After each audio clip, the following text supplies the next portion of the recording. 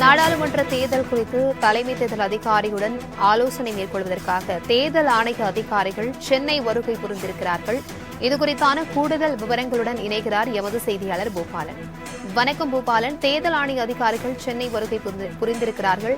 எத்தனை பேர் கொண்ட குழு இந்த ஆலோசனை கூட்டத்தில் பங்கேற்கிறார்கள்? எத்தனை நாட்கள் இந்த ஆலோசனையானது நடைபெற இருக்கிறது? விவரங்களை பகிர்ந்துக்கோங்க. வணக்கம் பிரபாவதி.